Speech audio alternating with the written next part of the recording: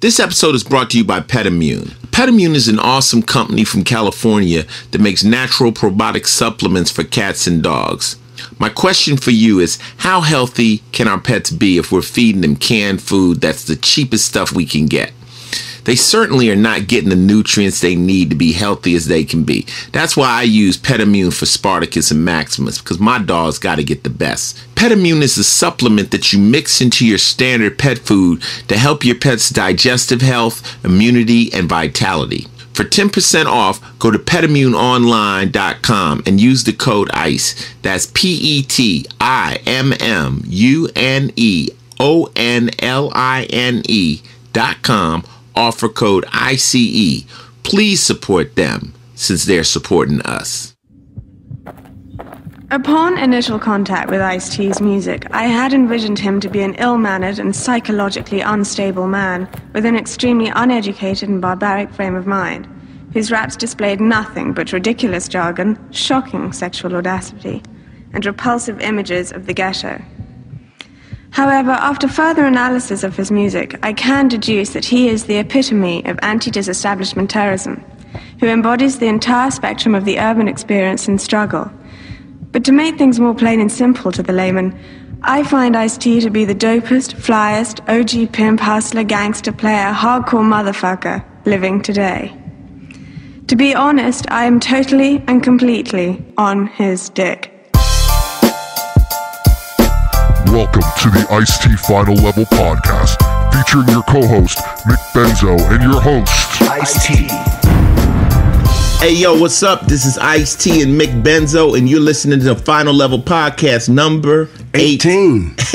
Number 18. We made 18 episodes of Final Level. We really tickle ourselves every time we say the number, because we laugh, because they like, you're not going to get past 5 podcasts. Wasn't supposed to. They said we was going to quit. We was going to quit. You know why we've been doing this podcast consistently is because it actually is fun. The return that we're getting from our audience, the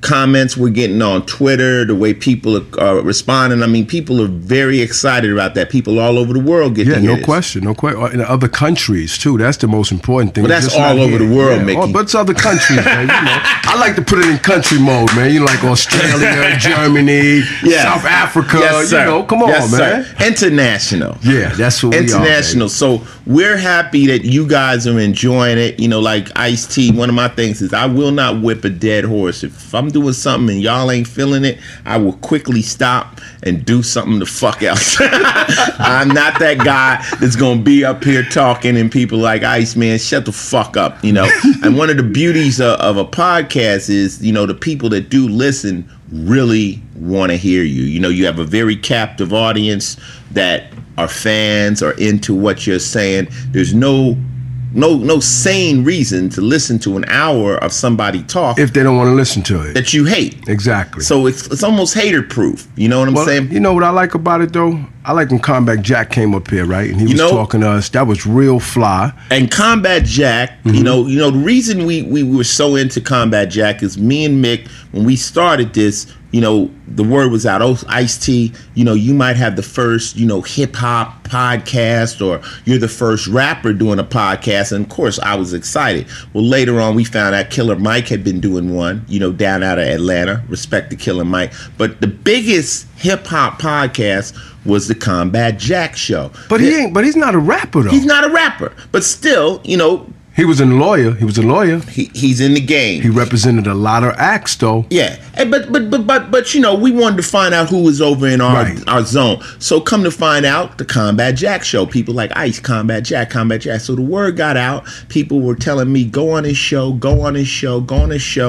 A lot of my friends ended up on his show. My man Ben Baller, after Chuck D was on it. Chuck's been on it. Glenn was. So everyone's telling me to do it. Next thing you know, I get contacted by Jack. Jack is very polite, very cool, respectful dude. Ice, would you be on my show? I'm like, yeah. So we're in the process of setting up his show, and I say, yo, we're doing our show.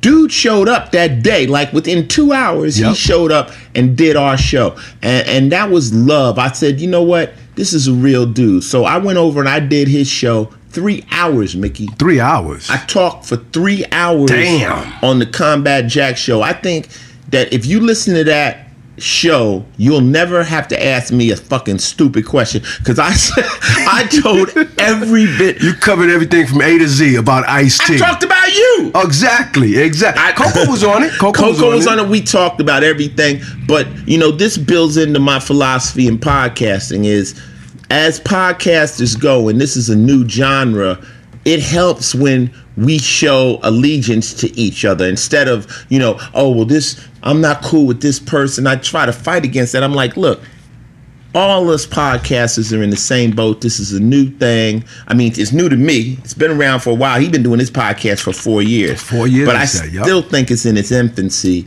And that's why we have our special guest today, Mr. Alex Blumberg. Yeah. And he has a podcast, too. Yeah.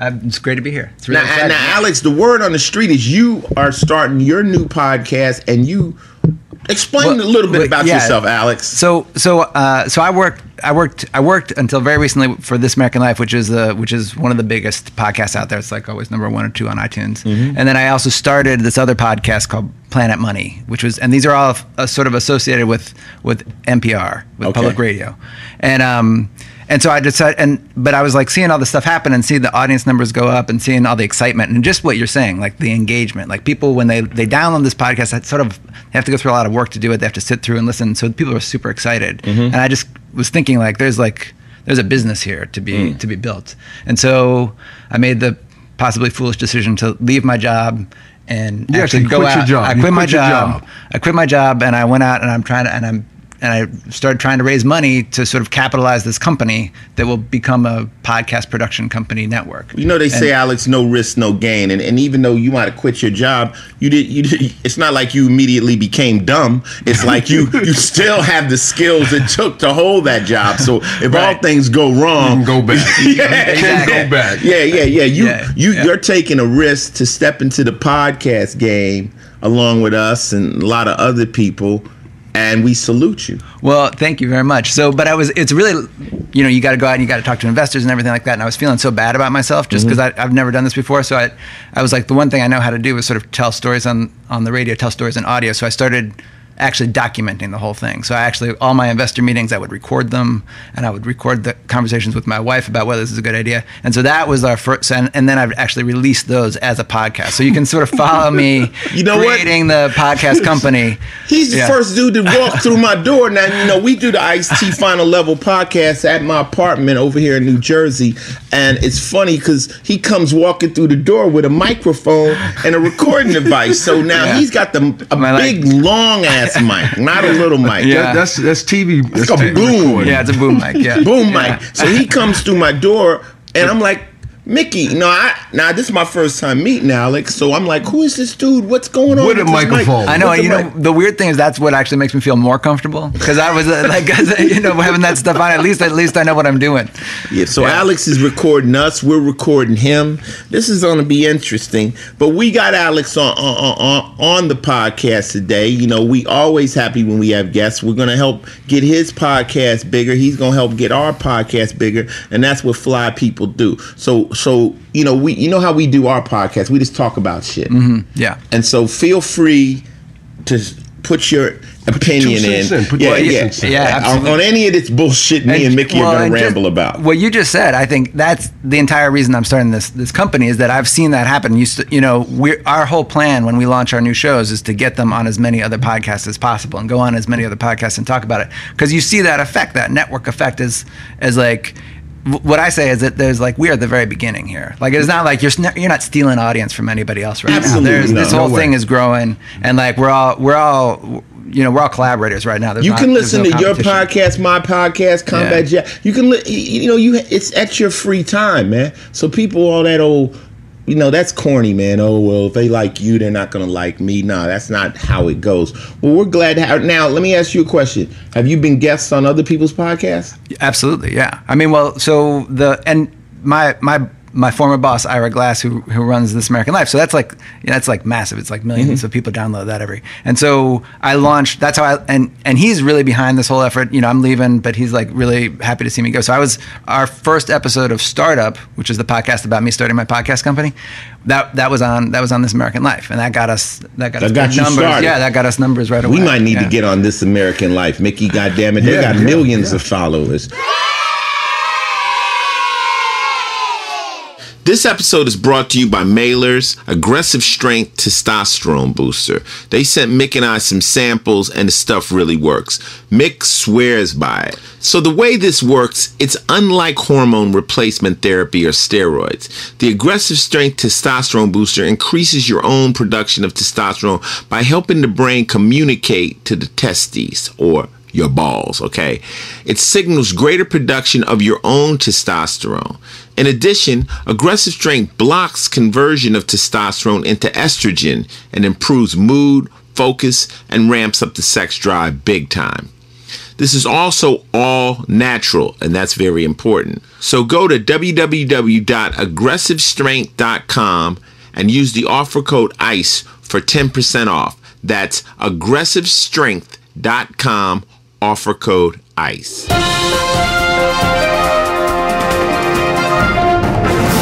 All right, Final Level Podcast number 18. This is news. So Mick, you know, I'm watching the news, and there's a bunch of bullshit on the news, but my eyes are connected seriously to this ISIS situation, man. I think that's what could be bigger on Earth than potential war? Nothing, actually. Nothing. I mean, when you have the President of the United States, who's our chief and commander, sitting there thinking about how we're going to resolve this, and the only resolution to this is war. Mm-hmm. It's only war. That's it. Now, I watched the president's address. You know, love him or hate him, he's the president right now. So this is who you have to deal with. And you know, I happen to love Barack Obama, and that's my business. You know, but he basically said that we're going to try to deal with them from air support. Yeah, because he don't want to put our men on the ground, because ISIS is definitely prepared for ground. But what they'll do is they'll put special operations forces. You know, they're going to put the SEALs. They'll put, you know, Delta Squad. They'll put all the special tactics, special cats. Yeah, they're going to be out there doing what they do. You know, that's not basic troops. When they move troops in, they start moving battalions of boots on the ground. Mm-hmm. So they're going to have people running around creeping, doing what they do to disrupt situations. Then they're going to do it from the air. I mean, Alex, what you think? Have you been watching this ISIS situation? I mean, I've been like watching the news like everybody else, and it's just sort of, it's one of those things where you feel like, all right, well, if there's anybody you should go to war with, it's these guys, right? Like, there's nobody worse, right? Like, cutting people's heads off. Like, there's nothing redeeming about them. Well, being a journalist, you realize the United States has other countries that are getting involved with us. And a lot of the other, I just read today, or saw a news alert today, that a lot of the other Arab nations are now coming in, which will help. But I just, you know what I mean? Like, I'm glad I'm not Barack Obama. That's obviously, I don't know. Yeah, what. I don't want to be the president, man. Yeah, you look down the road at what's going to happen, and these guys are strong. They got these bases of support all through Syria, and like, how are you going to actually get it taken care of just with air? I don't know. The world is crazy right now, and you know, these cats are Muslim extremists who basically, if you don't roll exactly the way they rolling, they want to kill you. Right. Straight up. You know, this is not all Muslims. That's just them. They're Muslim extremists, and that's the problem. This is the problem with stereotyping and prejudging people as a whole. You know what I'm saying? If a white person does something, everybody says all white people. If a black person does something, it's all black people. If a Muslim does it, it's all Muslims. But it's not. It's not. It's not. These are Muslims extremists, and they're way out of pocket. They're terrorists. They're as far as I'm concerned. They're killing their own people. Yeah. They're killing, I mean, there's video. Women, kids, babies. I saw a video of them just doing drive-bys on motherfuckers. That shit is bananas. But they also, so the other thing though is that they do that, and then on the other hand, they have this sort of public, they have all this money because they had all this. Now, now Coco asked, where did they get the money? Well, they took all these cities in that they had all this. They took all these cities in Syria, is my understanding, that had all this oil, and like they got a bunch of banks and stuff like that. So they are one of the most well-funded terrorist organizations there is, just because they got all this stuff. They just like, so up through Syria, they got all these towns in Syria. They got like oil refineries. Wow. They're just, I mean, it's old school, just took over stuff. But they still don't have a navy. No, they still don't have an air force. Yeah, compared to an actual country. You follow me? Yeah. You know what I'm saying? It's like, that's when you run into a country that has an air force, shit's different. It gets heavy. So we have an air force, we have a navy, we've got so much money, but they're well funded. And I just tell everybody out there, just keep an eye on this ISIS situation, this ISIL situation. It's real.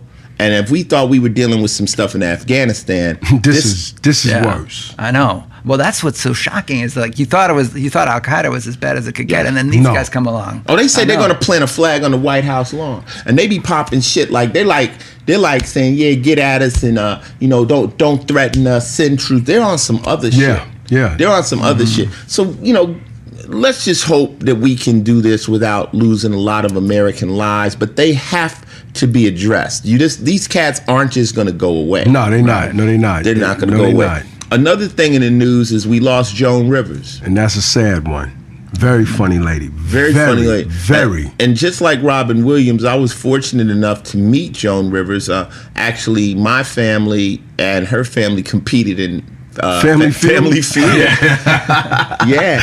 I remember that episode. She was a really, really nice lady. And, she told me and Coco straight up, she says, you guys are wonderful and I love you and you'll never hear me say anything bad about you. She said a lot of these celebrities just need to be taken down a notch or two. I mean, she had an OG attitude like, I'm Joan Rivers. I've been around since, the Johnny Carson days. Exactly. So you knew Jack. Celebrities, get over yourself. You know what I'm saying? What puzzled me about it is she went for a routine throat checkup at a clinic. She should have really went to the hospital though. Well, no, she's doing her thing. Thing of it is she's, what was she, 81? How old was she? I don't know. She's an older woman, and anytime you go under anesthesia, it's dangerous. And just. That's neither here nor there. I just think that God bless her. She was somebody who was really nice to me. Mm-hmm. She was nice to my wife. My wife was on her television show a couple of times, Fashion Police, and she'll be missed. Yeah, and Joan Rivers will be missed. But one thing I do like about that is she definitely worked with her daughter. They were working like hand in hand. I know. She made it a real family business. Yeah. And that was beautiful. And she's a G. There's not going to be many female comedians that can match. She opened the door for all of the female comedians. It was her back in the day. And Lucille Ball, maybe. But as far as the raw, hardcore. Joan Rivers, Phyllis Diller. Oh, Phyllis. And Moms Mabley. Oh, Moms Mabley. Yeah, baby. Those were the raw, hardcore female comedians. They made it okay for a lot of female comedians to say shit that ladies that they wouldn't say. Yeah. Right. Yeah. Rest in peace, Joan. Joan Rivers, rest in peace. And that was news.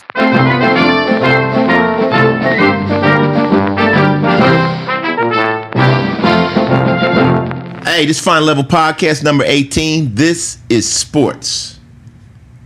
Well, over the weekend, since they're going to hear this on Tuesday, Saturday, there was a fight. Floyd Mayweather Jr. and Marco Maidana. Second fight. Yeah. That was a rematch. It was a rematch, right? So Mickey calls me up right before the fight. So you watching the fight over your house. But as you see, I don't have any furniture in my living room right now because I'm getting it reupholstered because I'm trying to move to my new house. So I told Mickey, he said, you watching the fight? I wrote, what'd I tell you? I'm going to bed. No, I said, I'll be watching it in bed, no furniture. My text back was, in bed. In bed, no furniture. He hit me back laughing. So me being, on the internet, because I do a lot of, Facebook and Well, I had a question for you. LinkedIn, how'd you watch that fight? I went on Facebook and found the fight for free. And stole the fight. You stole I found the fight for free. Pay-per-view. Y'all need to stop charging because we're going to watch it any damn way. He stole the fight. I saw it on Facebook. Did you see it on Facebook? No, I didn't watch it. You didn't watch the fight. Well, it was free on Facebook. No, it was stolen on Facebook. Yeah, exactly. It was stolen.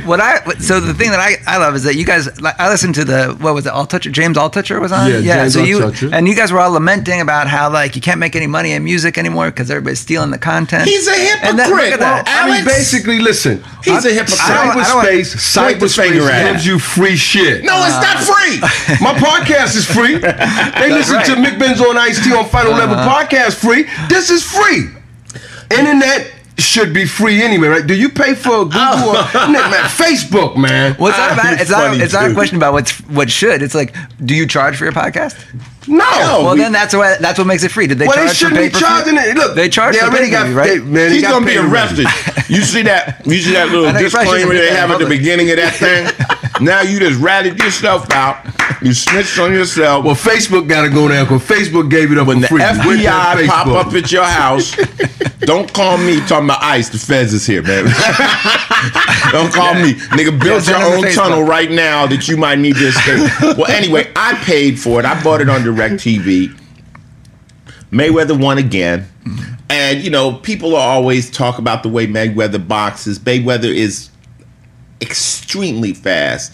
And the bottom line is he's the champ, and he's not going to lose till someone beats him down. That's the bottom line. You got to beat the champ down. I remember a quote that Puffy said when they said, man, you don't write rhymes. Puffy said, I don't need to write rhymes, I write checks. Now, people always talking about Mayweather. Oh, he can't read, he can't do. I know he know them numbers. Let's try $100 million on Saturday that he made. $100 million. Yeah, and it wasn't no lotto. And it won $32 million for the fight. And if you'd have paid for it, it would have been what? $100 million and $70. $100 million and $70. You punk. This nigga's stealing. He's a motherfucker. I know you stole it from. I like Mayweather, but Marco bit his finger, man. I think that ain't. No, but Mayweather was choking him out. Mayweather, how you gonna bite my finger? What happened? What happened? Mayweather kind of like, during the clinch, Mayweather put his hand over the man's mouth, like, they doing the dirty boxing stuff. So homie bit him. Yeah, well, homeboy, bite him and push him down. They wrestling, and you know what? Mayweather, good fight. Mike Tyson. Keep up the defense. Mikey was there. Mike Tyson said it best earlier. He said, yo, in the middle of the fight, things are getting dirty like that, and the other guy's going to get mad, but so what? You're in a fight. You should get mad. So if you get mad at me, just hit me. But also, imagine if, like, he was beating up on you. Like, Mayweather is, like, sitting, he's got you in a clinch, like, one of the most powerful people in the world. Like, you would just have this full-on fight or flight response, probably, right? That's what happened. Yeah, like it's sometimes like the bear's coming after you. It's frustrating. Like Mike Tyson said, it was frustrating when he was fighting, when he had to do what he had to do. I don't want to just keep saying what he did, but when he did it, he was more frustrated than anything because he couldn't hit this motherfucker. I think this is my point, and whatever my opinion, what I saw, and I had slow motion because I had DirecTV. I didn't have to worry about buffering on Facebook. But I was slow motion. It looked like, Mayweather was doing some okey doke under the, like, cupping his glove over my man's mouth and nose, trying to choke him. Trying to keep him to breathe. That makes him breathe faster. Yeah, because what kind of screen were you watching on? I'm watching it over here on a nice, on a nice big, like how many? Well, I saw it on a 19-inch screen. Are you zoomed out to full screen, or were you watching in the window? I just left it small, pixelated. But anyway, I think both of them was in the midst of doing something dirty. I think May had his hand over my man's mouth, and my man bit him because he was drowning, and whatever. At the end of the day, it was a good fight, and it's a fight. It's a fight.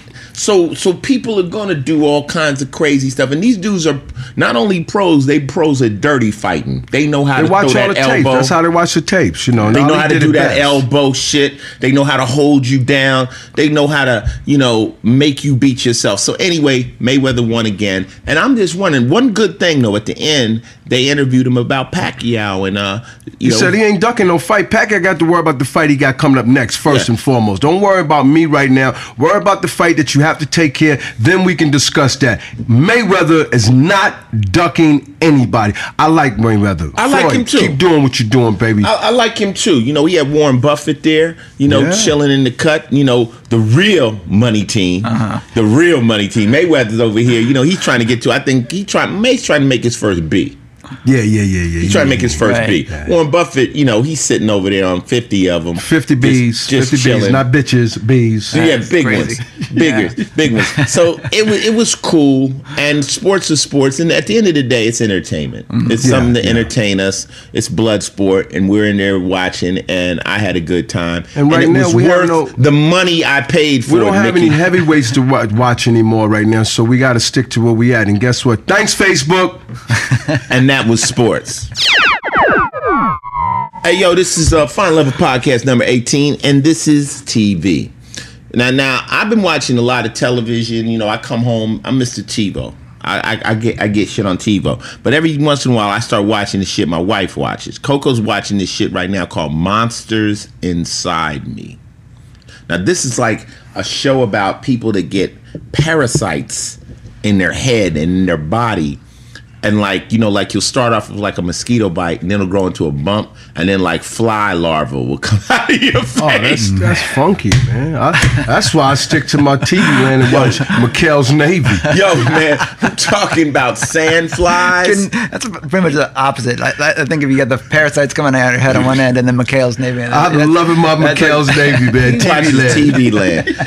But listen, this show will have you so paranoid you won't go in the woods, you won't go in the sand, you won't go in the dirt, you won't do nothing, and all of it is really based around shit like the animals defecate, then another animal eats it, and then it starts to go through this cycle. But if you ever watch this show, it's some of the most disturbing shit on television. That's just you know what that really sounds like? Flies, because flies love sitting and eating on shit. Oh yeah. Yeah, but it's some shit. It's just that's crazy. This but thing will have they you washing your hands 5 times a day. Do they show it? They show like the little wound erupting into like maggots and stuff? Yes, sir.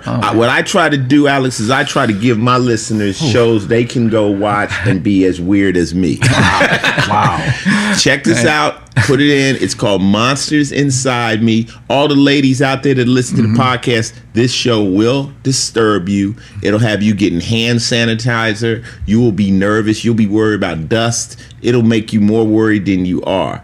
And that's one show we've been watching. Then all of a sudden, I'm watching America's Got Talent.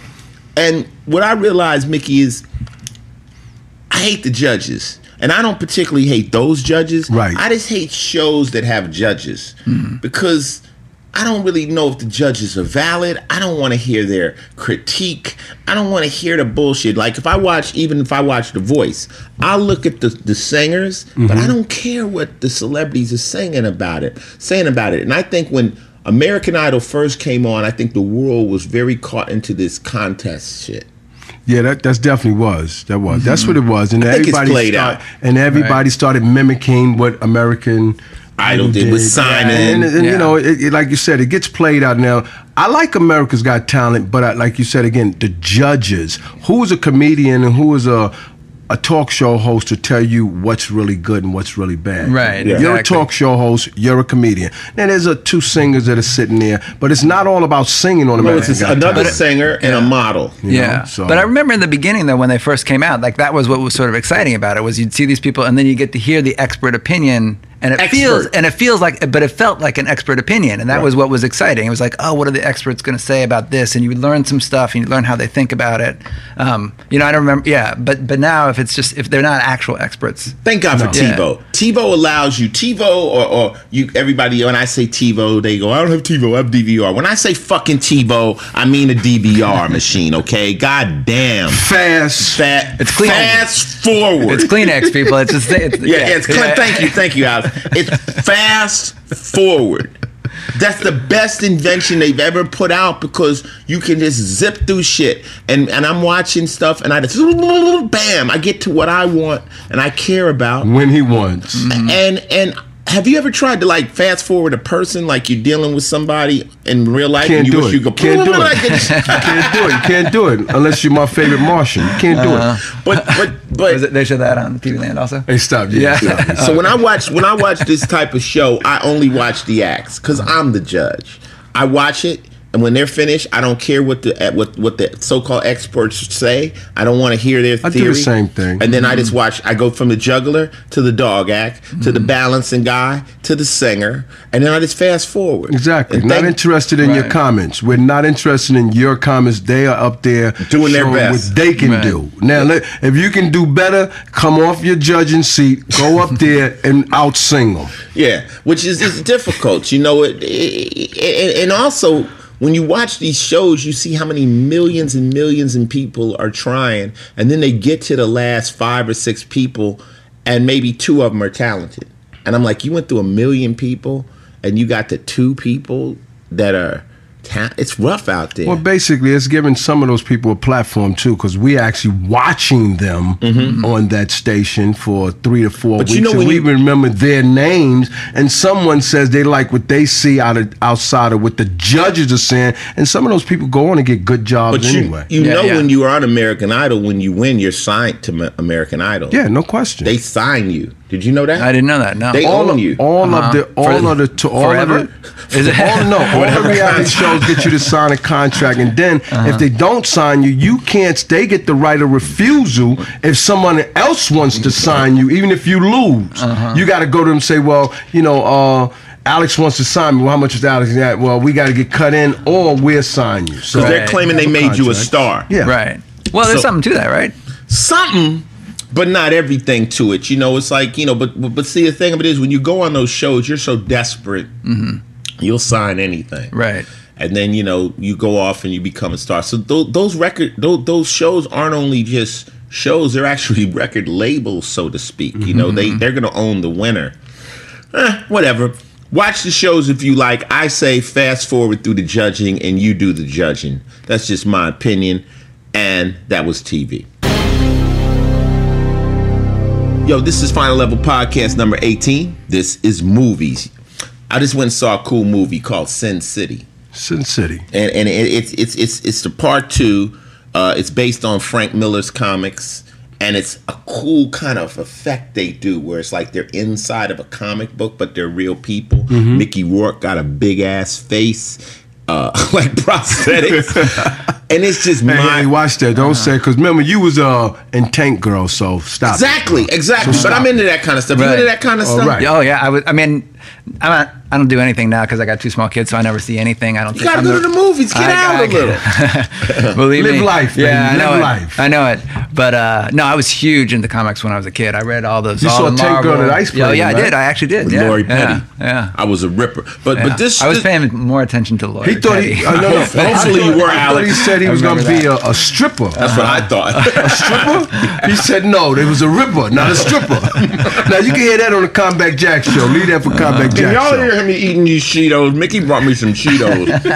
And I'm eating these Cheetos because once you eat one of these motherfuckers, you really can't stop. They're crazy. I ate my bag and some of Mickey's bag. But anyway.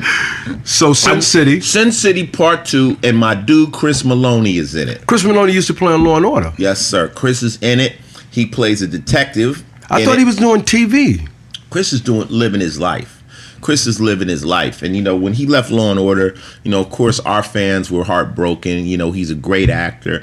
But Chris, you know, I knew Chris. I know Chris personally. And Chris had things he wanted to do. You know, like you left your job. You know, sometimes you say, this is a great job, but I want to direct. I want to act in movies. I want to do other things. You know, he given Law & Order 12 solid years. That was God cool. bless him. So when I saw him on the big screen, he already been in Superman. He was already in the movie 42. But when I saw him, I wasn't expected to see him. And he did really good. Chris Maloney. What does he play in that? He plays a detective that gets caught up in this girl, this chick who's like the bad guy seductress chick.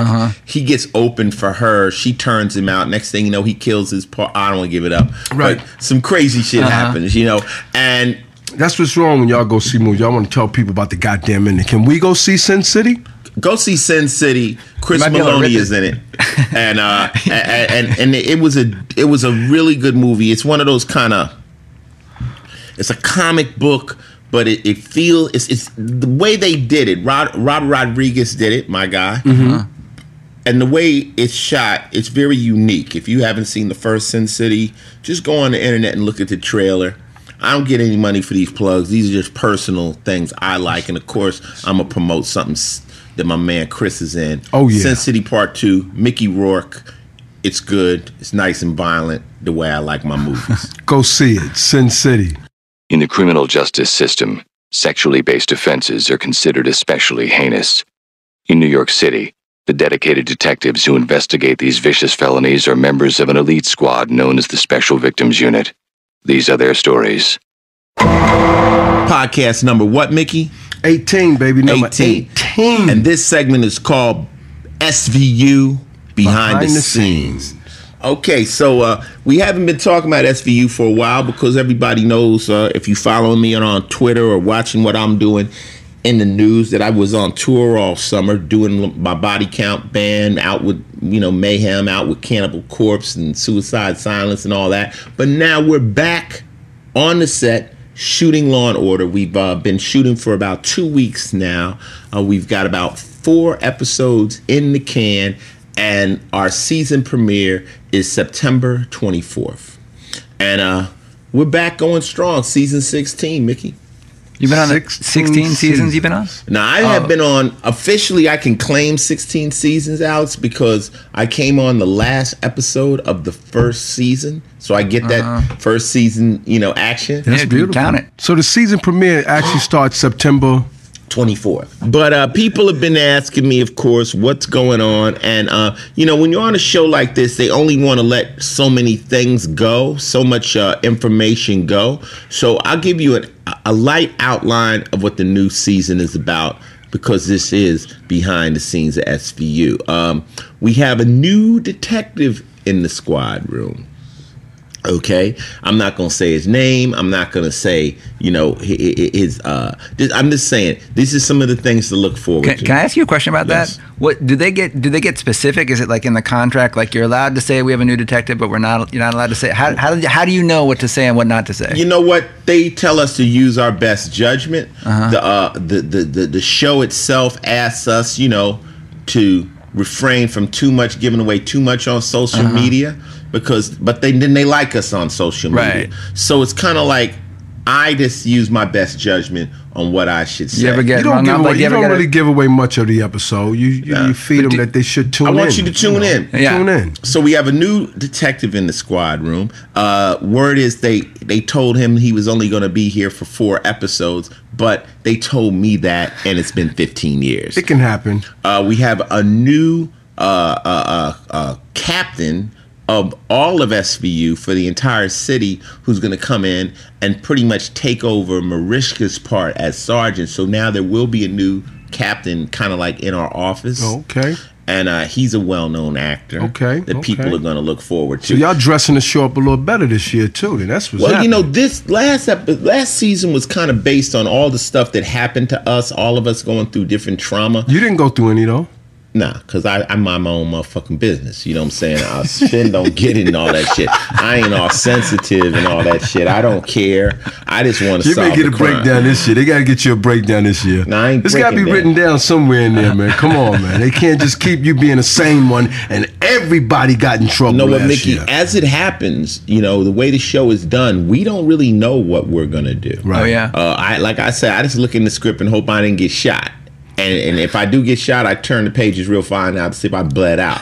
I just want to make sure, this is a job. You first. take a flush room. That's how you find out you're off the show. That it's You in take the a script? flush room. If he dies, that means he ain't in the show. Yeah, he it's said, I'll cold. take a flush room. It's Wow, cold, man. man. They'll even kill call your you ass first? off, man. They'll kill your ass off. So fortunately, my fans still like me. They have a thing called a Q rating. They can tell whether you're still popular.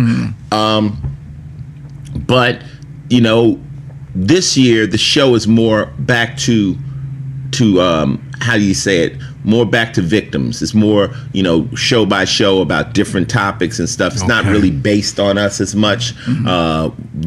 Dick Wolf never was much into so many backstories and things of that nature. So they're going to move forward with some more crazy shit happening in the world. And this show is all based on things that do happen and it's very disturbing and it's weird. But all I can tell you is we're going to come out with a bang. You know, the first show starts with Danny in trouble because Danny kind of jumped a guy who he thought was a pedophile, or who really was a pedophile, and Danny saw him in front of a school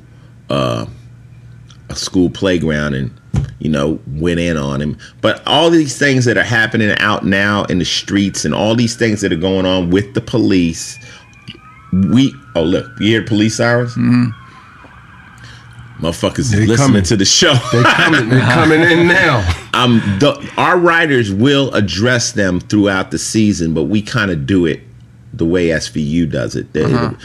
But so like Ferguson and stuff is going to show up. They'll address maybe not Ferguson, but they'll address police abuse or police stepping over the boundaries. You know, it's not like we haven't. You know, if you watch us, we're kind of like brutal cops at times too. But people let us go because we're beating up rapists and child molesters. Right. But they will address it. They're not afraid to address current topics. Cool. That's in a cool. real way. That's really cool. SVU, welcome back, baby. Let's go. Let's go. NBC. And we're looking for season 17. You know, everybody knows I want to go 20. 20 is the world record for episodic drama. Held by I think Gunsmoke. Matt Dillon, man, you guys are knocking on the door, though, aren't you? We're 16. The original Law and Order made it to 19 and got canceled. Some say that was personal, you know. But we would love to stay on the air. I mean, working with all the wonderful people. You know, after coming home from vacation, everybody's got tans. You know, I'm seeing Mariska, I'm seeing Danny and Kelly. Everybody's just happy just to be back gigging again. And that was behind the scenes of SVU.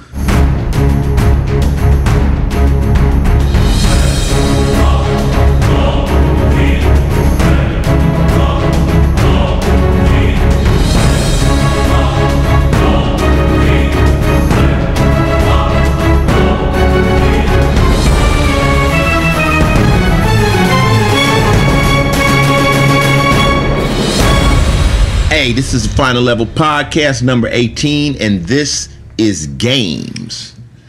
You know what, right now, as far as games go, I'm kind of like in this limbo between games. You know, I had my problems getting my Xbox 360 to turn into the new Xbox One. Then I had the HDMI problem. Now I'm finally got both machines going. I got my 360 going and my Xbox One. Now everybody, get a PS3. I'm like, I got too many motherfucking consoles. And the reason I got the Xbox, I say it one more time, is because I was in Gears of War and all these other video games, and those happen to be Xbox games, and Xbox decided to give me a bunch of free consoles. So if I'm getting a bunch of free shit, why would I go buy another one? So that's my you console motherfuckers that are out there that is PS3 and fuck off. You know, I mean, if you play PS, that's your thing. If that's your shit, that's your shit. I play Xbox. I think the ultimate day will be the day when we can cross-platform on the internet, when Xbox people will be able to play against the PS3 people on the internet. That would be war. That would be true internet war. But right now, I'm kind of caught out there. I don't have a new game. You know, I played my Call of Duty to death. I got finished playing Watch Dogs. You know, I'm cool with that. So I'm looking for the next game. People are saying buy Destiny. Now, Destiny is this new game. Alex, our business partner, not this Alex, but Alex, our business partner, he tell me Paragon Collective, Alex. Yeah, Paragon. Get Destiny. But then I don't know if I trust his judgment, because he plays. No, he's pretty good at games too, man. But he plays RPGs. RPGs are role-playing games, and they play slow. You gotta talk and shit. I want to kill. I don't kill. You're like the first person shooter. That's your thing. Fast and furious. Get it going. Kill. Or I play the shit that's kind of like Grand Theft Auto, but still, I don't really want to talk. And you get this scroll down where you have to pick the different answers and all that. That drives me bananas. So he said to play Destiny. Now, Destiny was done by the people that made Halo. And I have never really played Halo. So I'm kind of pausing. So you know what I did? I went and got my old Payday 2. which we is the played one the where they game? rob banks. Where this is the best game I think have ever been invented. I wish they would just take this game and really put some money into it. It's a game called Payday, where you rob banks, you rob jewelry stores. Wonder why Ice-T likes it. The cops attack. You set up all these barricades so the cops can't get to you, and you steal. Basically, you just do some stealing. It's kind of like, I mean, I don't know. See the games he play, Alex, right? But- are the ones that Fast and Furious. I play shit like Flappy Bird, trying to jump over shit. You know what I mean? Right. Yeah. I see. I don't know if I should feel guilty for loving Payday. I mean, it's a flashback game. I mean, it's the way I don't go to jail playing this game. But It's safe and it's in your home, in the comfort of your home. Right. the cool thing about the game, though, this game, is that you play with 4 other players on the internet. Now, these guys, the guy who owns the game, like the leader that owns this particular room, or the leader of this clique, if you fuck up, he can kick you out of the game. Like if you're running slow, or you boot you out, or you throw the money bag the wrong way. So you're all part of the same. You're all trying to rob the jewelry store together. Right? Yeah, like, but it's not you like say one you can guy's a jewelry 86 you store out the owner. game. But I can kick you out of the game. Right. Okay. So I can boot you out. And that shit'll make you mad as a motherfucker. It'll make you mad. Now, I don't get kicked out because I'm pretty strong, but when I first started playing the game, it was difficult, because they would like noob and boom, and they like turn around. It's the equivalent of being in the middle of a real robbery and your boy turn around and shooting you. And taking all the money and run. Yeah. But so that's Payday. Yeah, Payday 2. So what's it? But they don't update it or something like that. What's the problem Payday with it? 2 is kind of like a mid-level game. It's not one of the big expensive franchises that made it. And it's cool, but you have to play it online, and it's kind of a cult game. It's kind of a cult game. There's some cult games out there that only weird people play. This is a cult game. It's strictly, it's nothing positive about the Payday 2 game. And but I'm waiting, I'm waiting on the new Call of Duty. So my clan will be back organized. SMG, Sex, Money, and Guns. We will be back organized. All of us have the correct consoles. And when the new game comes out, I think it comes out in November. That's Call of Duty Advanced Warfare. We will be on there taking names and kicking ass again. And that was games.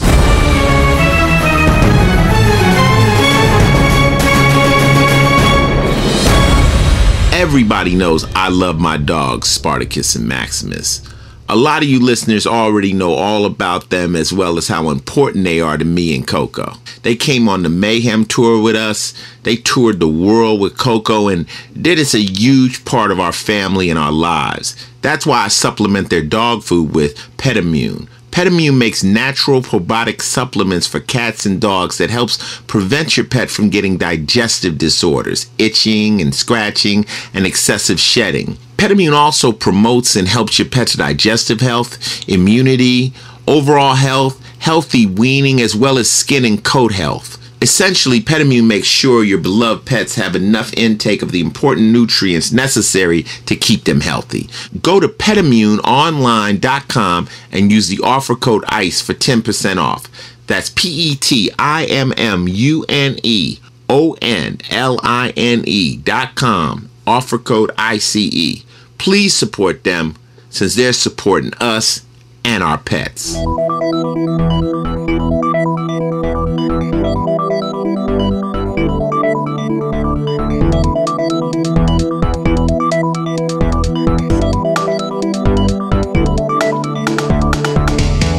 Okay, Final Level Podcast. We are very honored today to have our special guest, Alex Blumberg.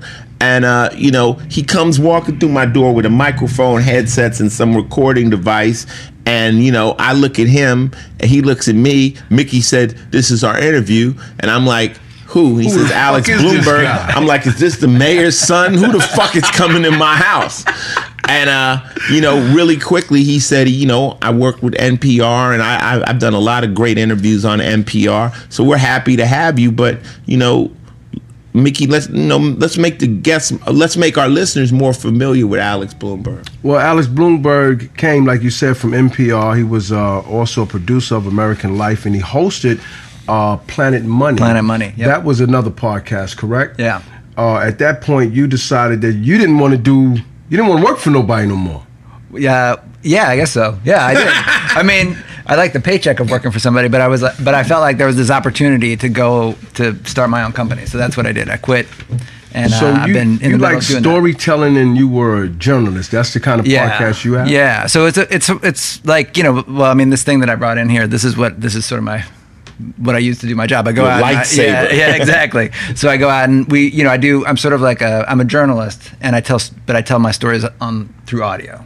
And it's a lot of narrative stuff, and so and with Planet Money, it was mainly like money, finance, economics, that sort of stuff. And at This American Life, which is the other show I worked at, it can be anything. So you saying at one point you met a person that had a podcast and built the Twitter system? So what I was doing. So what I've been doing. So I started my company, and I need to raise money to start it, right? I need to capitalize it. So I've been going out and talking to all these investors about starting this. I feel like there's this big opportunity. I want to raise some money to start this company in podcasting, and so one of the guys I met, one of the people that I approached about investing was this guy that I'd talked to from my past doing this other story. And I didn't really know that much about him. I knew he was rich. I knew he lived in Silicon Valley. Angel investor? Yeah, he's an angel investor out there. But it turns out, actually, as I was talking to people about who I'm meeting, he's like huge. He's like a huge deal investor. Can you say his name? His name's Chris Sacca. Yeah, Chris Sacca. And he was, Mickey, hold up. You can't say everybody's name, especially people with money. Sometimes people don't want their names known. Well, that's why he's on so basically, he's on my podcast now. Because I recorded myself pitching Just check it. Yeah, no, but it's true sometimes. But and basically so I started recording this process of raising money and going through this sort of entrepreneurial journey, and I put the first podcast out there, sort of like this, the pilot. And basically what it is it's me going out and pitching Chris Sacca and getting my ass handed to me. Like he's like, well, you got to work on your pitch. You're doing it bad, and like he made me, and I'm like recording the whole thing, and it was very embarrassing. It's like it's like sort of a embarrassing, vulnerable moment. But I figured I can't be the first person trying to start a company feeling this way, right? Like this has to happen to everybody who's trying to do something like this. Well, whenever you're asking for money, you're in a very compromised position, Yeah. Whenever whenever you're asking for anything. So it doesn't always go well. No, and it's like, and it's a tricky thing because you have to feel like the position you have to be in is sort of like, I'm doing you a favor. I'm letting you in. But that's sketchy. Thing. That's sketchy though. Yeah, because you can't come that way. You can't actually say, you can't tell him you're doing him a favor. He got the money. It's a subtle thing. He got the money. You're doing me a favor. You need my money. Get out. Yeah, exactly. But I know. So it's like a seduction or something. You know what I mean? They have to feel like you got to court it. Yeah. And I came all wrong. I was all like embarrassed and like sort of like I thought I knew what I was talking about. I didn't know what I was talking about, and so it was just sort of like, and it's all there. I'd like recorded the whole thing, so it's all happened sort of on tape. So I put that out as the first episode, sort of like edited together. When people come to me and I'm nowhere near this guy Chris, I got a few dollars saved up, and that's money I've saved, and that's my money, and that's important to me. Suppose everything goes wrong, I might not have any money. So when whatever I got, I'm very protective of that. So now you come and talk about you want half of it for your idea, and I'm like, you crazy. My thing is, when I deal with people, I always say, well, look, is this a charity or is this a business? If it's a charity, then that means I don't expect to make any money back. So you just want me to give this to you to give away. And I've given money to charity, but if it's business, I want to make some money. So your job is to prove to me how this is going to make me some money. It's your great idea. How's it going to make me some money? Those are the two options, because and then also, is the number you're going to hit me with gonna affect my life? You can have a long pitch, and at the end of the day, and saying at the end ice we'll make $10,000, right? And I'll go, that's no money. Well, that's not going to change my life, and it's not worth the time I have to invest into this. Right. Well, and the people that I'm pitching, or at least I started pitching, like the people like Chris Sacca, what their whole thing is his they're like, I'm going to invest, 1,500, 100,000 here, 100,000 there, 50,000 here, and they're probably expecting most of it's not going to come back at all. But when it does hit, it's going to hit huge. Like, they're not interested in sort of like, this is going to be a nice profitable business down the road. It'll like grow steadily and slowly. They're interested in like a Twitter or or like a Uber or something like, something Facebook. huge. Right.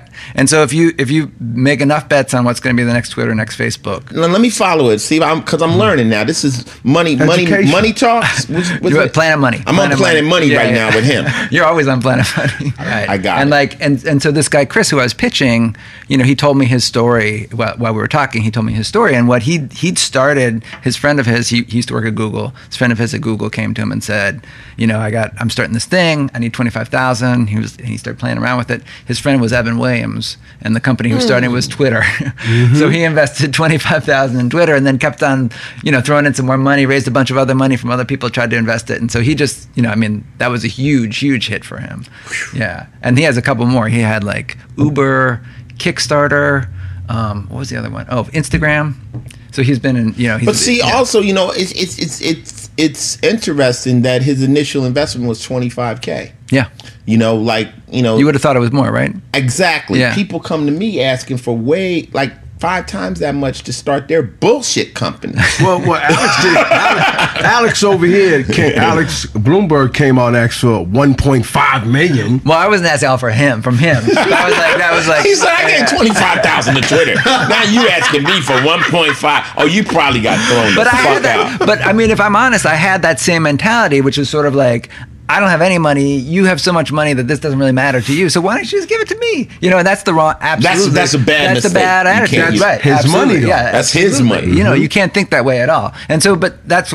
I mean, now I've like sort of. No, that's how people think. Yeah. Like one of my good friends, Dr. Dre, just hit. Dre got $1 billion. So everybody counts off how easy it would be for him to give them $1 million. They're like, you start doing the math in your head, like $1 million to you, and then you mad at him if you don't give it to you. He could throw $1 million. He wouldn't miss it. No, that's his money. His money. But Twitter was a podcast at first, you said? Oh, so Twitter originally, the guys who were building Twitter, they were originally trying to build a podcasting platform. Yeah. What? Yeah. It was called Odeo, O-D-E-O. Yeah. And that was original their thing, and then for one reason or another it didn't work, but they developed this other technology alongside of it, and then that became Twitter. You know what's so cold about these companies though? I don't care whether it's Twitter, or whether it's Google, or whether it's Instagram, back in the day MySpace. You cannot find anybody that runs that shit. Like, how do you find the people that run this if you shit? have a problem with Twitter, good fucking luck. Yeah. There's no customer maybe since you know Customer service. Maybe since you know Alex, we can get in there. No, I don't think I could get. Well, I don't think. I mean, yeah, I know that's absolutely the case. Like with Google too. Like you like have a problem with your Gmail, and like. Who do you talk to? Like, there's all these forums you can go in, and you're like, well, I gotta talk to a person. There's nobody to talk to. How gangster is that, though? Listen to me. I'm going to run a business. Y'all going to use. I'm going to bill you. I'm going to break you. I'm going to take you. But who runs it? You can never find me. You can never talk to me. Well, we don't charge you for Twitter. We don't charge you for Gmail. But say, for they do charge in Gmail if you use a lot of space. Tomorrow, your Twitter page disappears. Who do you contact? Nobody. Right. Nobody. You build another one. That's a cold game they running. Wow. They're cold. If your Facebook just crashes tomorrow, build another one. It's cold. They are lose cold. everything you got there. Now that is kind of crazy. It's because gangster. I guess because it's a free platform for you. Yeah, and then they don't owe you anything. But also, right. I mean, like I guess. You got so many. I mean, how many people use Twitter right now, right? Like, how could you even set up a customer service for all those people? Well, it should be somebody to make a response. Actually, wait. Do we know this though? Because I come from NPR. Do we have our facts straight here? I got to fact check this. There's nobody to call it Twitter. Have you tried? There's no. Wait a minute, Mickey. There are secret people that have connections. Yeah. In the game, but you got to meet them like in the back of a restaurant in the dark. I swear to God. I'll give you a good example. One of my boys called up. He says, "Do you and Coco have your real name on Instagram?" I'm like, "What do you mean?" And I was Ice somebody else, and Coco was Coco's World. He says, I can get you your real name on Instagram. I mean, what do you mean? I put you as Ice-T and you as Coco. I said, there's 25 Cocos up already. He says, don't worry about that. I'll make them go away. I'll make them go away. It was like an assassination. So I'm like, there's already people with my name, but that's your name. Wait, if you take him up on that, you gotta let me record what happened. Listen, no, it already happened. Oh, it happened? Did it? It already happened. What did he do? Oh, this happened? He said, would you like that? This is a friend of mine. And I'm like, yeah, that would be cool. Day later, 2 days later, our pages magically turned to Ice-T and Coco. That was all that was said. Wait, and it didn't cost any money? This was the connection. This is what I'm saying. There are people. See, you got to think, Alex, somebody has to work at Twitter. Right. Of course. If you happen to meet those secret people in the shadows, they can make people go away. They can make things happen. It's a click to them. The trick is meeting those people. And even like right now, people are, I want to get a check by my name. There's a secret society on the Twitter just to get an authentic. Oh, right, to get authenticated. Yeah, You can't find them neither. Yeah, it's a secret thing. People write me, how do I get authenticated? I'm like, I don't know. My blue check just came. People are killed for those blue checks. But I'm like, I don't know. It's a secret. But those people will never show their faces of the mystery of the internet. But keep on talking. We got sidetracked. So that was the point of that. So the first 2 episodes are up, and it's just me, trying to figure out how to start a company. And what's been amazing about it is sort of since we put those episodes up, like everybody, the response has been huge. I mean, talking about Twitter. Can you kickstart your company?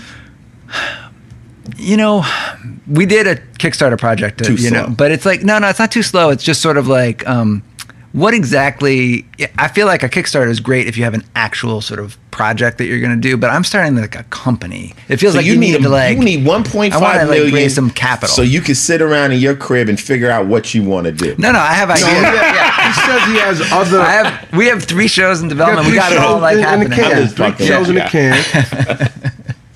Where you getting your audience from? So the audience that was the thing that I was, we were at Summit Planet Money, which we started 5 years ago, and that came after the wake of the financial crisis. So basically what happened was I did this story on This American Life, which had started before the financial crisis happened, where I was just looking around and everybody I knew was getting these massive loans, huge mortgages, all this credit card, debt. And I was thinking to myself, like, how are you going to pay that back? Like nobody I knew was going to be able to pay it back. They all had these massive loans. Nobody was going to be able to pay it back. I was like, why is the bank giving all these people these loans? So I started looking into it, reporting, et cetera. Did this big story, and then it sort of hit right as the financial crisis hit, and it was sort of the answer. Like, so I found out about the whole mortgage security. I got a show for your channel that would be great. It would be like the financial world for dummies. Well, that's sort of what it ended up being. So we did and then all of a sudden I knew all the stuff about how finance worked, and then everybody in the world was interested in how finance worked because it was directly affecting their lives. So that's how we started Planet Money, and it became this pretty big show right away. The reason being why I say for dummies is that, a lot of times when you deal in the financial world, it's done in financial jargon, and most people can't really grip it. They can't understand it, where they're saying, subsidize this and that, whoop-de-whoop, and, well, even a stock subprime and this, that, and doing a show where you're like, look, I'm going to break this down. Right. And not use jargon. Well, that was what Alex is saying. Could that actually happen to the industry where they were giving home loans to people who really could not afford $1 million home loan? And I did this interview one time with this guy. It was one of the best interviews I ever did. It was a guy who got one of those loans. He made $45,000 a year, and he'd gotten a $540,000 loan. Mm-hmm. And he was like, yeah, they just handed me these papers. The papers were flying all over. And I was like, would you have given you that loan? He was like, no, I wouldn't have given myself that loan. Nobody I know would have given me that loan, and I have no idea why the bank did it. And that was the question we were trying to answer: is why did the bank do it? Yeah. And it was just this. It was a frenzy. You start going up, then you follow the chain up, and it goes to Wall I need Street. To listen to that. Yeah. I need to listen to the show because the thing of it is that I have financial advisors and stuff, and people trying to talk to me. But you got to understand that if you don't grow up in the financial world, You don't know. You don't understand the nobody. jargon. I mean, I didn't understand it. You know, and I didn't. That was the whole point. But Damn it, I didn't understand. They gave me $1 million, man. They gave me $1 million loan to get a house. Here's Yeah. a piece of paper, and Right. it says you can spend up to $1 million. And they're trying to talk take you this, up, right? You take this Yeah. with you, and you show it to any realtor you want. If they don't believe it, then walk away. You have $1 million. I know it. So I gave it to them.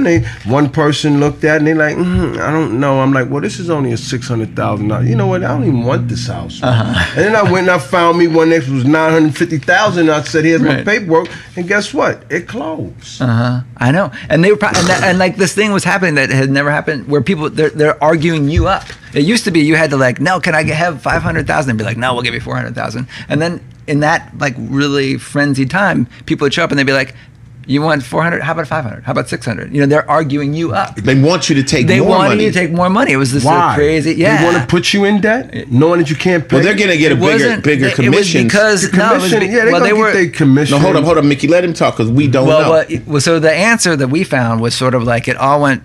It was this. It was actually this weird global story. There was all this money that had been like all these other countries had gotten rich, and they needed something to invest in. Like all these Arab states had gotten rich, and the world is just generally getting richer. There's like lots and lots of money out there now, and it all needs something to invest in. And somehow, American mortgages became the thing to invest in. And so there's all this money that wants more mortgages. They want this thing to buy. It's like it's like if there's a hot stock, you want that stock, right? Because they buy the loan and the loan pays off and more the loan than pays off, right? And so that then you buy filtered it down for. to all of us out here, where people are like just trying to get as many mortgages as they could, so they could sell them up the chain. So that was the thing that happened. It was this we call it this giant pool of money. It was like trying to get as many mortgages as it could. It was crazy. It was a crazy thing. You know, it's fun. The thing with it is, Alex. I have an attorney. Yeah. The reason I hired my attorney is because he has the ability to break contracts down to what I understand. Absolutely. I didn't go to law school. I am not an attorney. I don't know. I can't look at that paper and understand it. It's written in legal jargon. Right. So my attorney can break it down to where I understand. It doesn't necessarily mean I'm dumb. It just means that I need someone to help me with this. It's just, this is what it is. This is why you hire him. And he's been my attorney for years, and I've always made money. He would always say, this is what it means, Ice. And if you do this, this could happen. And that's what I need. I don't need a 20-page paperwork. I need someone to tell me. Well, in finance, in the financial world, I think the whole world needs help understanding finance. People don't know, and people and because I didn't know, and I had to sort of teach myself. I became good at explaining it to people because I was like, this was my process. I didn't understand what this word meant before, and then I figured it out. I also think people are embarrassed to say they don't understand it. And that's the thing. And also, I think that a lot of the financial world doesn't really want you to understand it. I believe that. Because I think that because a lot of it is BS. You know what I mean? Like a lot of if you look at a lot of the theories about investing, if you're just a regular person and you don't run a hedge fund and you don't have some sort of inside edge, you shouldn't be trying to beat the market. Like you have no angle. If you're just like a regular person out there, you should just be like sticking it somewhere. I always tell people that I know about the word invest, and there's many people who got wealthy investing as went broke investing. You need a good investment, not just the term invest. So people say, oh, well, Ice-T, you're on TV. Are you investing? I'm like, I'm cautious with my investments. I invested a lot of money in real estate and it went bottom up. Right. Well, I bought a house in Miami for $1.5 million. And when that shit crashed, I couldn't sell it for $700,000. Yeah. Okay. Now, my loan, right? When you buy something for $1.5 million, you probably put $300,000 down or somewhere around that number. So you still owe like 1.2. So therefore, your loan you owe the bank, the loans. Yeah. 1.2 and the thing's only worth 7. Right. You still owe. So it's 500. You're losing your fucking ass in this situation. This is a guaranteed investment. Okay, this condo we're sitting in right now, I paid for it. It's not worth a dime more than when I moved in it 10 years ago because it was inflated. The price that I bought it for was more than it was worth because they were just popping numbers up at that time. Everything was sucking over the top. So this whole financial crisis, and what happens is when people go, oh, well, it hit people with money. I'm like, well, the people with money are the people that loan the people that don't have money. So when I'm fucked up, I can't help nobody because I'm fucked up. So it's a trickle down effect. Money just gets tight everywhere. And back in the day when you say, hey man, I got an idea, Ice, let's go in. I'm like, shit's tight right now, and you might see all the physical things, but I'm sitting there saying, damn man, I lost $1 million this year. $1 million that I thought I was going to make. It's gone. Yeah. And it was there on paper. Like you think it's there on paper. And that's what's so catastrophic about real estate in particular, because everybody feels that way. Like that's real estate, it does. It goes up and up and up and up and up. And then like when it crashes, it's like a hammer coming down, right? Like nobody, that's what happened. And Japan has, like that happened in Japan in the 80s.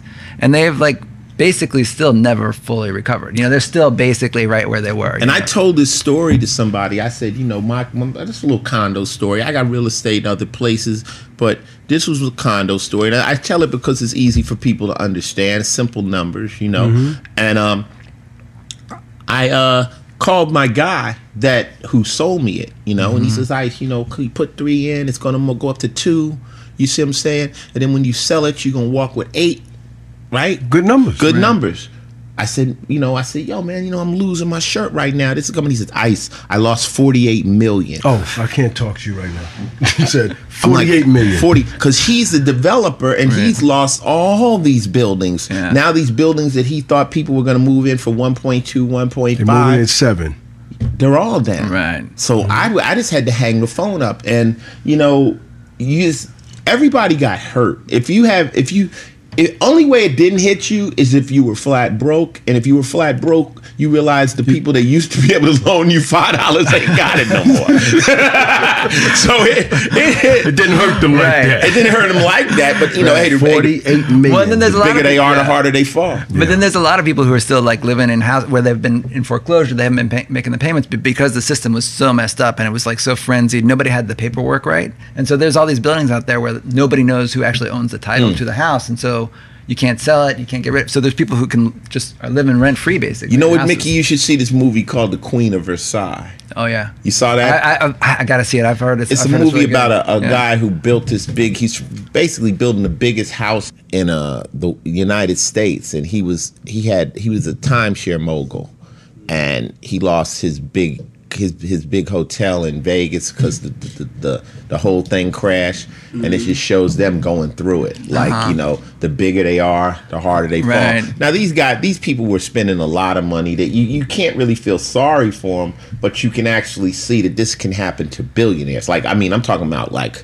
he's getting wiped out during this recession. Well, the more income you have, the more expenses you have, right? Like you got like, and if you can't pay, you can't pay it, no matter no matter how much you have, you can't pay it. You can't pay it. You got jets and boats and overhead. Overhead. So that's sort of the background of what I've been doing, and now so I know all about that, and now I'm actually going out and trying to convince people to make an even riskier investment, empirically in my company. You know what I mean? So you want $25,000 from the Final Level podcast. Me and Mickey are venture capitalists. No, this is a trick. I don't know if we have room for you guys right now.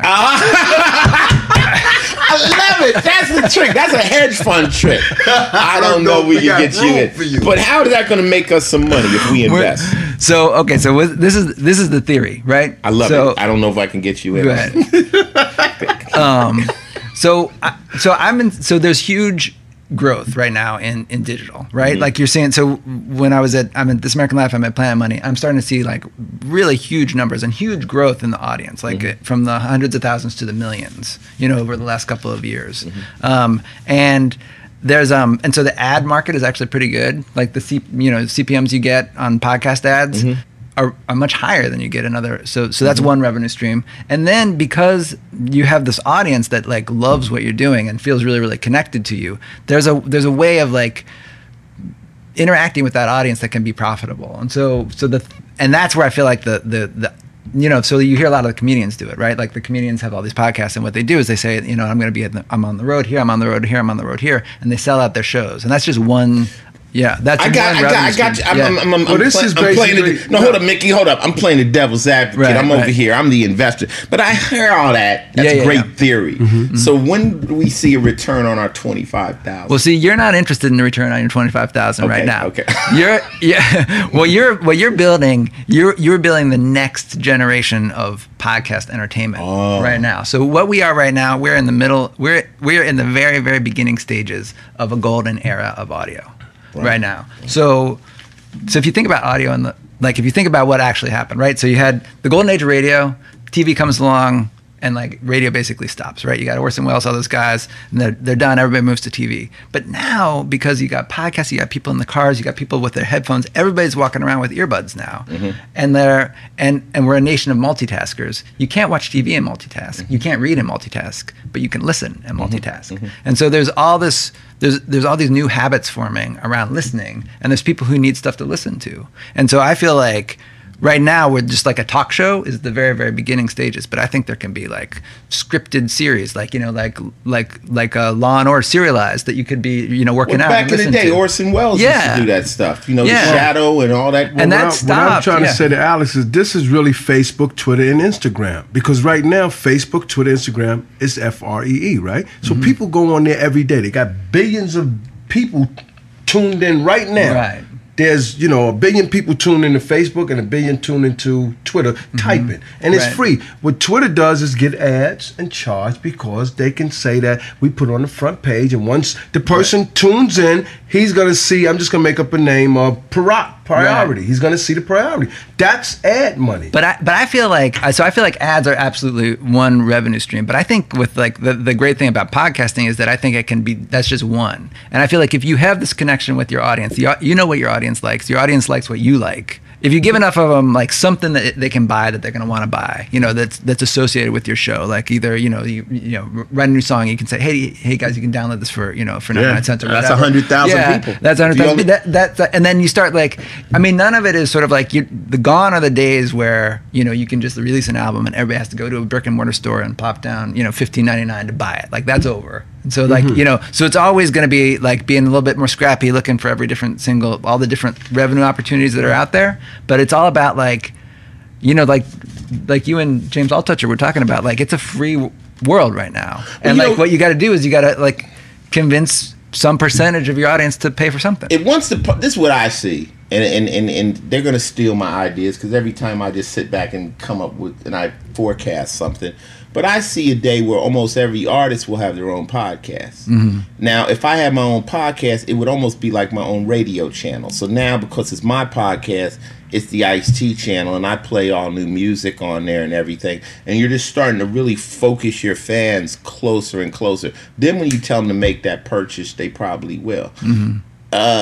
It's definitely... You're going to have to make some money at some time. And people like to look at it like, well, Ice-T, well, you got money, but I got employees. I got other people. You dig what I'm saying? So whether you feel I don't need it or not, Mickey got to get paid. Mickey got kids. I got 20 guys that need to get paid. So at some point, you're going to have to ask to, donate to the cause, so to speak. But I believe in what you're saying. I think podcasting is the future. I think that people are getting more into watching the show they want. They don't just watch television anymore, stay on Channel 5. They pick show. Now with TiVo and DVR, they pre-pick what they want to see, and they're going to start pre-picking what they want to listen to. It's only right. And the big thing that's changing, the big thing that I feel like is going to make this whole thing work or not is the car. So behavior in the car. The car was the sort of the last bastion of radio listening. Like, you're in your car. Most listening happens in the car. I'll give you some numbers. 240 million people listen to radio every day in America. And they listen for like 12 hours a day. Most of that's happening in the car. And I agree. Yeah, and for a long time, like you could only listen to the radio in the car. Now we're starting to see like you can sync up your phone, and pretty soon the dashboards are going to be like auxiliary recording, listen straight to a podcast off your phone. And and then Apple has like this CarPlay interface that's going into cars where the podcast button is right there on the screen. So like that's all happening right now. Like there's some cars that don't have a radio button anymore, So like things are changing, and it's going to be an on-demand listening world now, I think. That's what we just talking about. Yeah. I believe I listen to my podcasts and other people's podcasts in my car when I'm sitting in traffic and stuff, because I got a problem. I'm listening to radio. They're playing the same 20 damn songs over and over again. I go to satellite radio. You know what I listen to on satellite? I listen to the Chill station, which is like ambient jazz music, because I just can't listen to people run their fucking mouth all day. Once again, the DJs drive me crazy. Right. The songs. So I'm just like, you know what? If I'm on, I would like to pick, but Coco listens to Pandora, which is kind of like on demand. She has one called the Depeche Mode channel, and it has all those 80s kinds of. Yeah, you pick the music, it plays the music in that era. And that's, I mean, but most kids aren't looking at TV anymore. No. Most kids aren't listening to the radio. They're YouTubing. Yeah, They're podcasting. Some kids are podcasting because they're at their computer constantly. If they're not on their computer, they're on their smartphone. On the phone, right. So they're not watching TV. They're not listening to radio. They are looking for other things to get involved in. Yeah. And podcast is going to be the number one thing like TV and radio was. Yeah. It is going to be that because it's going to be accessible to listen to them. They like in Final Level. They like a Combat Jack. They like an Alex show. They be able to go right to that show. And all the stuff is actually archived. So it ain't like you got to say, damn, I missed the one he did 3 months ago. Right. It's all right there. Right. Yeah. So, but my bet, so this is the thing that's What's the your risky bet? part, is it's sort of like, so right now, like how much you guys spend making this podcast? Nothing. Right. So I'm talking about like spending, budgets, like maybe $100, $200, $300, $400,000 a year making each one of our shows. And the shows that I work for, that's what we spend. We have significant budgets. We send people out, we record them, they put them up in hotels, they have to do all sorts of stuff. It takes a long time. And if you can get the big enough audience, it'll work. But like if you can't get a big enough audience, then there's no way to make that money back. So that's my bet, is that there's room for that kind of production. And like the way I say it is sort of like, people say, do you listen to podcasts? But people don't say, do you watch TV or do you read books? They say, what TV do you watch? And I think podcasts are going to be the same thing. There's going to be this kind of podcast. There's going to be like the Ice-T podcast. There's going to be a podcast that's going to be like just like a completely, like a Game of Thrones style, like huge production budget. You know why I believe you, Alex, is I believe because of this. When MP3 was first coming out, me and Mickey, we had the Rio machines. We were preaching till we were blue in the face about MP3 coming. No one wanted to listen to us. No one cared. They just thought we were fucking crazy. The theory, like when I see Mickey carrying a laptop, I'm like, look at your thug ass. We grew up in the hood. You're carrying computers around. So the theory that this stuff is nerdy or out of the realm of the normal person, it's just, it's coming. It's coming. All this stuff is coming, and it'll just become as normal as Twitter, as normal as Facebook. It's just, this is the future. Yeah. And it's what it's going to be. So I absolutely believe that podcasts will be something that'll become part of the fabric of the way we live in the future. And to be in on the base level, you starting companies and stuff, we're the pioneers right now, breaking down. Final Level's breaking down a big stereotype. They're just like, oh well, the urban kids or the hip kids, they don't want to listen. No, they're listening. They're getting a lot more out of this than regular radio. They're not going to get a chance to talk to Alex Blumberg. They're not going to talk. No relationship to the mayor, but he still got that. Right, that's Alex Blumberg, baby. And in the hood, in the streets, we got a term we call jewels. You ever heard that term? I'm not sure. I'm not okay, sure well, a jewel is when you say something that you should save. You should store that away. Like you'll say something that's really prolific, and I'll say that's a jewel. Take that, store that. That's a good one, So when someone's on here saying some really informative stuff in the hood, they'll say he's dropping jewels right now. This is like, we need these bits of information. You're going to get it from podcasts. Our podcast is we build with our people. Our people that listen to this, they're like, yo, they building over there. That's another slang, which is our conversation. We're not just talking at each other. We're building. You say one thing, I say something else. I say something else, and it comes to a greater level of consciousness. Well, you know what, Alex? I mean, so where can the Final Level people follow you or reach you right now? Well, so I'm talking about like this whole journey that I'm on, raising the money. Yeah. It's at Here Startup, HEAR startup.com, and that's where you can go and you can find out all about it, and you can listen to the first 2 episodes. There's another episode coming up in a couple days, and will we be on that one? No, you're not going to be on that one. You're going to be on. You'll be on a later one after that. Here Startup, HEAR startup.com. And you can find it on iTunes, Startup. Alex Blumberg is going to be the next podcast mogul, motherfuckers. And we know him personally. So even if we don't invest, he's going to take us out to dinner. That's Alex Blumberg.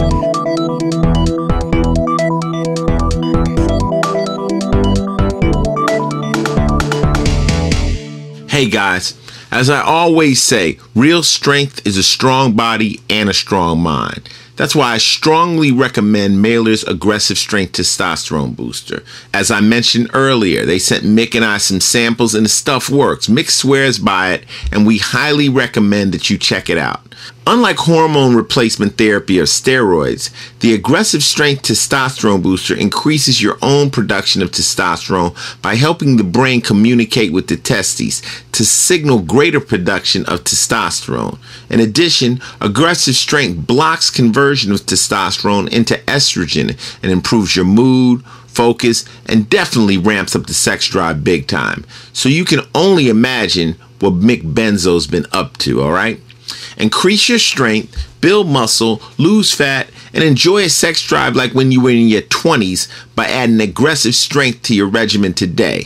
For detailed information, feedback from real-world users, and Aggressive Strength nutrition supplement bundles, go to www.aggressivestrength.com. Be sure to use the offer code ICE when you order and you'll get 10% off. That's aggressivestrength.com. Offer code ICE.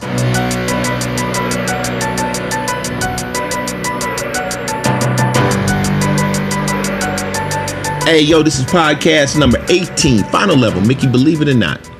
18, and we had Alex Blumberg on it. And that was great. Alex Blumberg, not Mayor Blumberg, though. Alex. And that leads us into the philosophy segment. Okay, now the philosophy segment is brought to you by my Twitter page, which is called Final Level, and I always drop what I call the daily game. Just daily game is just what it takes to win the game of life. Philosophy. I don't necessarily read from Aristotle or Nietzsche or anybody. It just is what my conclusions I've come up with living the life I lived. And the other day I tweeted, you want it easy. My willingness to suffer gives me the advantage. And what I mean by that is that the people that can take the harder road, the people that are willing to go through it will have an advantage over those that want it easy. It's not easy. You're suffering right now, Alex. Am I right? Yeah. I have documentary proof of my suffering that you can hear at hearstartup.com. And Mickey knows a lot of times in this business, you are going to have to do something. You're going to have to push yourself past being comfortable. Mm-hmm. Am I correct, Mick? Correct. No question. And you deal with people every day, Mickey, that just want, whether they're artists and they just want this easy route. And you're like, wait a minute, man. You got it. Listen, even on Law and Order, people say, well, you got an easy job. I'm like, yo, do you think I really want to wake up at 5 a.m. when it's 20 degrees outside and go? It's like when I roll out of bed, I say, this is what I'm getting paid for. I'm not getting paid for those sunny days when everything is fun. Yeah, I'm getting paid when the rain, the sleet, the snow is there. That's work. That's suffering to get what he needs to get. And I mean, you can build on it a lot of times. Like even out on the road, wasn't that luxury out there that people think? They think it's good, or they think it's cool, or they having a good time. It's actually work. It's work when you're out on the road. Whether you're touring and you're having a good time, and you see it from the audience side, you don't see the backstage part of it. It's really nothing happening back there. It's work. And get up early in the morning and go load in and load out. You think it's fun. It's to you like, oh, they having a great time. It's work. Have you ever met? Am I allowed to be in this segment? Yes, it's philosophy. You're part of it. Have you guys ever met anybody who's met somebody who's really successful, you look at from the outside and you're like, man, it's working for them. And then you meet them and they're like, it's just all coming easy. Nobody, it's never easy for anybody, right? No. Everybody who from the outside looks like it's effortless or whatever, you see them and they're like scheduling meetings on the weekend and they're like got like thousands of phone calls going on, and there's like, I've never seen anybody who's like it's actually easy for them. I'm watching this show right now. You said something one time. You said you got the big yacht. You invite everybody over. But where's the owner at? Where's he at? Downstairs on his phone trying to pay for that damn shit. Brainstorming. It ain't easy. Trying to get and I watched this show right now called Hard Knocks. It's about the NFL and it shows the players in preseason. I mean, you don't understand how hard these motherfuckers is working. And then, you see them out on the field and you might see them on a red carpet, but these dudes is out there really busting their ass trying to make it. And then, and I'm watching the show where the guy is like, at 90, we got 90 players, we got to cut to 75. And these are football players. This is all they do. They've been playing football since Pop Warner. They've been playing all the way up, and then they get cut. It's like, but I'm a fight fan. I train. You have to be willing to suffer. You can't stop right when it starts to get hard. That when it gets really hard. Come on, Mick. How many times are you just doing something and you like, man, I'm not making no money right now, but I have to push. I have to push. You can't give up. Even when you're at the top, you can't stop. He just said the story about the guy that owned that yacht. Everybody's partying, champagne, caviar, everything is going. Yeah, where's Alex? Alex is downstairs on the phone cutting another damn deal because it ain't easy keeping this. No. Well, in the infamous pimp movie, The Mac, one of the most famous lines is there's only one thing harder than being the Mac. That's staying the Mac. Goldie, baby. So once you become the man, now trying to stay that person is very, very difficult. So I just try to bust that bubble. We got the song Pop Bubble Full of Bullshit. I try to burst that bubble for everybody out there that listens to me, that whatever you're dealing with, when it's hard, I mean, when they say shit gets tough, the tough get going, don't ever believe that there's some place where this actually becomes easier. It's always a struggle. You're always going to set new goals. And even if your business gets easy, life is always going to be a fucking problem. I mean, you're going to deal with people dying. You're going to deal with just the overall life we live in, which is you'll never be in a safe place where it'll be absolute happiness. One of my main mottos is, if you get to live to be 100, guess what you get? You get to see all your friends die. So the win is a loss. Right. So, it sounds, and I feel like this sounds like a sort of a depressing. It is depressing. It is depressing, but it's not because if you actually live that way, if you actually are knowing it's never easy, it's always going to be. You always just got to keep showing up and working and struggling. Everybody's doing it. Then that means that when you do have a nice moment, you can really take advantage of it. And also, Alex, whereas this isn't going to be this way all the time. I better take advantage. If you understand that it's a struggle, you won't depress yourself with the struggle. Right.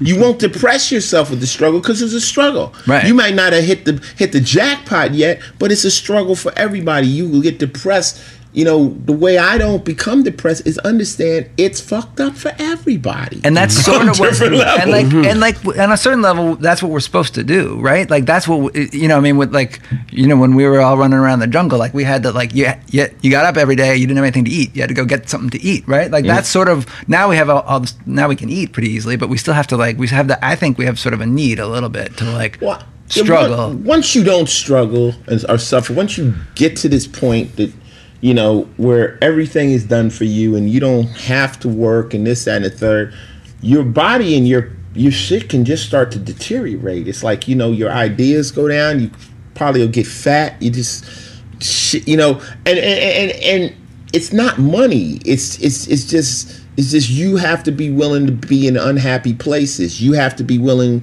you're like the prize fighter. The guy that can go through the most pain is going to win. He's going to win. So that's my philosophy. My philosophy is, you have to have the ability to suffer if you want to win in this. If you're looking for everything to come easy, you're going to suffer on the other side. You're going to suffer regardless. You can sum it up as they say, no pain, no gain. And that's athletic style, but still in all, that goes in the walks of life. No pain, no gain. That was philosophy.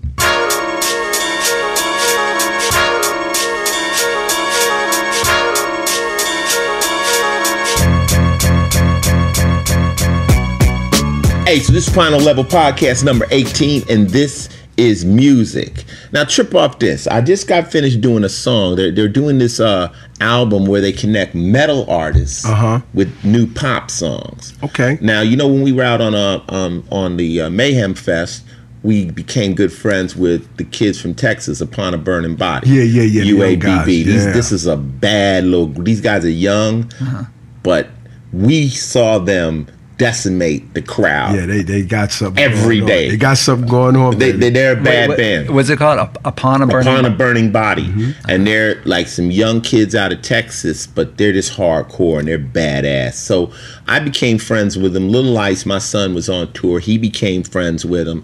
And so I get a call from my label. They go, hey, they're about to remake a pop song. So I'm like, which one? And they go, Turn Down for What? Which is Turn Down for What? Yeah, Little John. So at first I was like, that's strange, you know. But I started to do my investigations on the song. So I listened to the record. First I didn't know how they were going to remake it. But I go on YouTube and I look at this. I look for the video, and they got a video with DJ Snake's remix. This motherfucking video has 113 million views. 113 million. Turn It Down for What by Lil J? Lil J and DJ Snake. Now the record. Okay. The record's got Turned Down for What? 4 words in it. But this video is sick. As soon as you finish listening to this podcast, go check this video out. It's ridiculous. It's this guy that's got this crazy dick, and his dick jumps. It like possesses people. Jumps in this lady's titties. I can't really explain this video. I gotta see this video, though. We're gonna see the video at the end of the podcast. We gotta watch this video. Wait. 113 million views. Now we're excited. Body Count, my new video, Talk Shit Get Shot, almost is at 1 million video. We got 1 million views. 850,000. Well, we good. No, I'm a bitch. 113 million video. 100, not 13 million. 113 million views. Turn It Down for What? Oh, once I saw that, I'm like, oh, this record has hit potential. That's why we got to go back in. I went in. I laid my vocals, and I don't know when that's going to come out. I think it's going to come out on Sumerian, but it's a song with me and UABB. They're on Twitter at UABB, and it's called Turn Down for What. We kind of flipped it a little bit, made it more metal, more hardcore. Of course, I'm on there talking shit, but in the process of doing this, I came across this video, and I think that's our music segment. Go check out this video and make it 120 million views. Whoa, that's a beautiful yacht. You see that boat? From my house, you can look outside. That's a nice boat. This is a nice studio. Now, it's hard to believe that guy's having a fucked up life, right? It's really He's hard. downstairs making some calls or trying to figure out Monday what meeting he got. That shit is nice. Right. It's always, that's the one thing, no matter what you got, there's always some shit you wish you had. That's very fly. Well, before we leave, they say you don't need a yacht. Before we leave, he stopped. He just stopped. Hold on, Mick. The motherfucker just stopped. He wants you to see it. You son of a bitch. Turn it down for what? He's on that motherfucker pimping hard. Hey, no, he's turning around. It's cold. We over here in New Jersey. We looking out of my window, and there's this beautiful yacht. I mean, I'm talking about a real yacht. And I want to throw something up in the music section before y'all forget. March 28th, March 29th, Irvine, California. The Art of Rap. Yes, the movie that Ice-T made, The Art of Rap, will become a festival.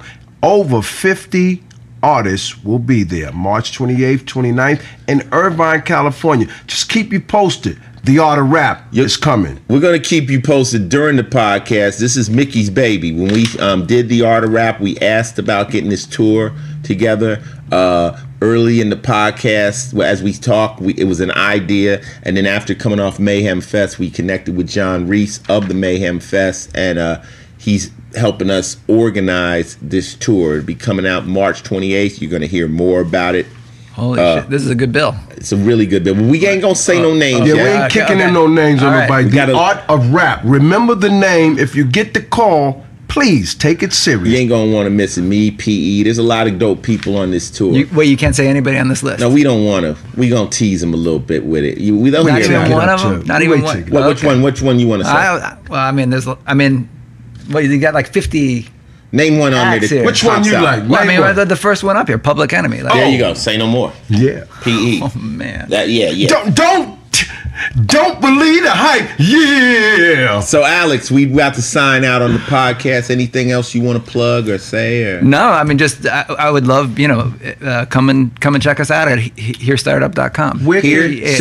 Say it again. Hearstartup.com. HEAR startup.com. And that'll keep you abreast. So that'll keep everybody, we're doing this podcast about starting the company, and then once we get the company up and started, all the news will be there. Cool. Yep. And in closing, I always want to say thank you for everybody that's been listening to the podcast. We made it to 18. Tell your friends. Check out my podcast on the Combat Jack Show if you want to know every fucking thing about me. I have a fucking story of my life I did on that podcast. So we're signing out. And in signing out, Mick Benzo and Ice-T always say, don't think everything we think, because then only one of us is thinking. Peace. That's how I'm living. That's how I'm living. That's how I'm living. That's how I'm living. That's how I'm living. That's how I'm living. That's how I'm living. That's how I'm living. That's how I'm living. That's how I'm living. That's how I'm living. That's how I'm living.